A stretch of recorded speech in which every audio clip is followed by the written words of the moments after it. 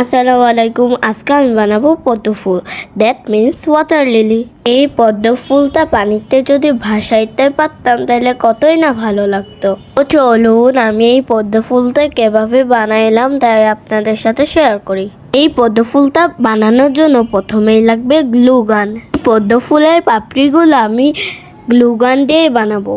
মুচে বেশি করে গ্লু গান নিয়ে চ্যাপ্টা করে এই পদ্ম ফুলের পাপড়িগুলো বানালাম। তো বেশি চ্যাপ্টা করা হবে তত বেশি ছড়ানো আর বড় হবে। এভাবে পাপড়ি বানাতে গিয়ে আমার হাতে 2বার গরম লেগে গেছে। পরবর্তীতে পাপড়ি বানাতে কষ্ট হচ্ছিল, তাই পানি দিয়ে কাজ করছিলাম। চামচে যত বেশি গ্লুগান নেওয়া হবে তত বেশি পাপড়ি বড় হবে। তারপরে শুকিয়ে আসার পর চামচ থেকে পাপড়িগুলো উঠিয়ে নিতে হবে। দেখেন আমার পাপড়ির সাইজটা হয়েছে এমন। এখনো পুরো রেডি হয়নি, এই জন্য আমি কেচি দিয়ে সাইজ করে কেটে নিব। একটা পাপড়িকে আমি পদ্ম ফুলের সাইজ মতন কেটে নিচ্ছি। পাপড়িগুলো কাটতে আমার অনেক সময় লেগেছে। প্রত্যেকটা পাপড়িকে পদ্ম ফুলের শেপে আনতে অনেক সময় লেগেছে। আর কি আমার মোটামুটি সবগুলা পাপড়ি কাটা শেষ। পাপড়িগুলোকে আমি এখন এক জায়গায় জমা করেছি। যত বেশি পাপড়ি হবে তত বেশি পদ্ম ফুল সুন্দর হবে। আমি ছোট বড় 2 সাইজের পাপড়ি করেছি। আমি পদ্ম ফুলের মাঝখানের কলিটা বানাবো। এই কলিটা আমি ক্লে দিয়ে বানিয়েছি। এই কলির কালারটা আমি হালকা নিয়েছি যেন পরবর্তীতে কালার করলে বসে। এটাকে আমি হাত দিয়ে সাইজ করেছি। দিয়ে তৈরি কলিটা একটু সাইজ করতে সময় লেগেছিল। কলিটা আমার রেডি, এখন আমি প্লাস্টিকের ছুরি দিয়ে একটু সাইজ করে নেব। এটা আমি ভালোভাবে না বানালে পদ্ম ফুলটা সুন্দর হবে না। তো আর কি পদ্ম ফুলের কলিটা রেডি। এখন আমি গ্লু গান দিয়ে একটির পর একটি পাপড়ি বসিয়ে ফেলবো আর পদ্ম ফুলটা বানিয়ে ফেলবো। প্রথমে ছোট পাপড়িগুলোকে চারপাশে বসিয়ে নেব। একটির পর একটি ছোট পাপড়ি বসাতে আমার বেশ সময় লেগেছে।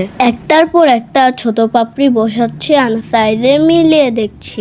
বেশি ছোট বড় হয়ে গেলে খুলে ঠিক করছি। এভাবে বেশ সময় নিয়ে ছোট পাপড়িগুলো লাগিয়ে ফেললাম। ছোট পাপড়িগুলো লাগানো শেষ, এখন আমি বড় পাপড়িগুলো লাগাচ্ছি। পাপড়ি যত বড় হবে ফুলটা দেখতে তত সুন্দর লাগবে, আর পাপড়ি যত বেশি হবে ফুল দেখতে তত বড় লাগবে। ছড়ানো পদ্ম ফুল দেখতে কিন্তু খুব সুন্দর লাগে। এই হলো আমার ফুলের ফাইনাল লুক। ফুলটা সাদা দেখতে অনেক সুন্দর লাগছিল। এখন আমি এই পদ্ম ফুলের জন্য পাতা বানাবো। পাতাটা একটু বড় হলে সুন্দর লাগবে, তাই আমি বড় একটা গোল শেপের বাটি নিয়েছি। তো এখন আমার পাতাটাও রেডি হয়ে গেছে। পাতাটাকে কেটে আমি এই শেপে নিয়ে এসেছি। এখন আমার কালার করার পালা। পাতাটা কালার করার জন্য আমি ডিপ গ্রিন কালার নিয়ে নিলাম। গ্লুগান দিয়ে বানানো পাতাটা আমার কালার করতে খুব ভালো লাগছিল। কালারটা খুব স্মুথলি বসে যাচ্ছিল। কালার করা শেষ করে আমি পাতাটা শুকিয়ে নিব। কালার করার পরে আমার পাতাটা কত সুন্দর হয়েছে। এখন আমি কালার করব পদ্ম ফুলটা। পদ্ম ফুলটা কালার করার জন্য আমি আগেই পিঙ্ক কালার বানিয়ে নিলাম।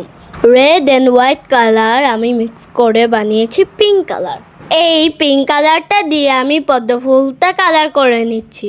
পদ্ম ফুলটা কালার করার পরে অনেক স্মুথ দেখাচ্ছিল। গ্লুগান দিয়ে তৈরি করা জিনিস কালার করতে অনেক মজা। পাপড়িগুলো চাইলেও বানানোর আগে কালার করা যায়, কিন্তু আমি বানানোর পরে কালার করেছি। যেহেতু পদ্ম ফুলটা বানানোর পরে কালার করছে জন্য ব্রাশটা কোনায় ঢুকিয়ে কালার করতে হবে। তো আর কি আমি পদ্ম ফুলটা ওপর নিচে কালার করে নিলাম। তো পদ্ম ফুলটা কালার করা আমার প্রায় শেষ। তো এখন আমি পদ্ম ফুলটা শেড দিব লাল শেড দেওয়াতে আমার পদ্ম ফুলটা খুব আরো সুন্দর দেখাচ্ছে। তো এই হচ্ছে আমার ফুলের ফাইনাল লুক। তো এখন আমি গ্লু গান দিয়ে পাতার সাথে ফুলটা লাগিয়ে নিব। তো এভাবে করে আমি পাতা আর ফুলটা জোড়া লাগিয়ে নিয়েছি। তো আমার পদ্ম ফুল সম্পূর্ণ রেডি। তো এই হচ্ছে আমার ফুলের ফাইনাল লুক। ফুলটা যদি আমি পানিতে ভাসাতে পারতাম তাহলে অনেক সুন্দর হইতো। দেখেন ফুলটা কি সুন্দর লাগছে।